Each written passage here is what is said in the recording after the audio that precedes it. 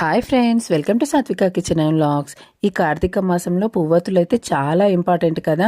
ఎక్కడికి వెళ్ళినా కూడా మనం పువ్వొత్తుల్ని కొంచెం ఆయిల్లో డిప్ చేసుకొని ఒక బాక్స్లో వేసుకొని పెట్టుకున్నట్టయితే ఎక్కడికి వెళ్ళినా ఒక 2-3 పువ్వొత్తుల్ని తీసుకొని ఎక్కడైనా వెలిగించుకోవచ్చు.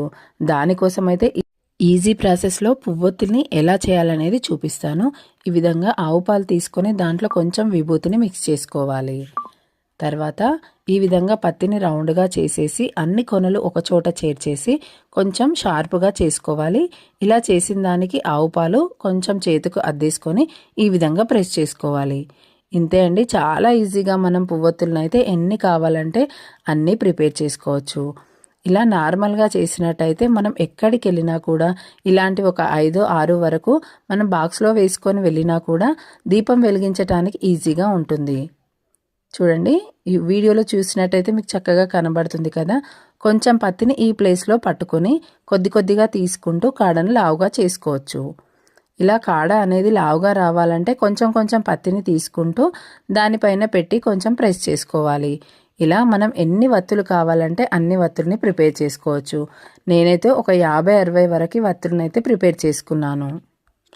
ఇలా ఎన్ని వత్తుల్ని చేసుకొని పిండి జ్యోతులు పెట్టుకోవటం కుదరని వాళ్ళు, ఏదైనా వర్క్ బిజీలో ఉండేవాళ్ళు ఈ విధంగా కొంచెం పత్తి తీసుకొని కాడ అనేది పొడవుగా చేసుకొని ఫాస్ట్గా చేసుకోవచ్చు. పాలను అద్దుకున్నట్టయితే మనకు ఫాస్ట్గా వస్తాయి. ఈ విధంగా చాలా సన్నగా తీసుకొని కాడ అనేది పొడవుగా తీసుకోవాలి.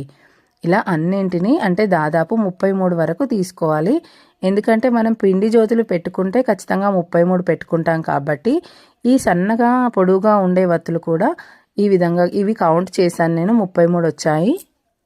ఇలా ఈ 33ంటిని ఒక చోట చేర్చేసి పత్తితో దారంలాగా తీసేసి దీనికి ఒక రౌండ్ లాగా దారంతో చుట్టినట్టుగా చుట్టుకోవాలి.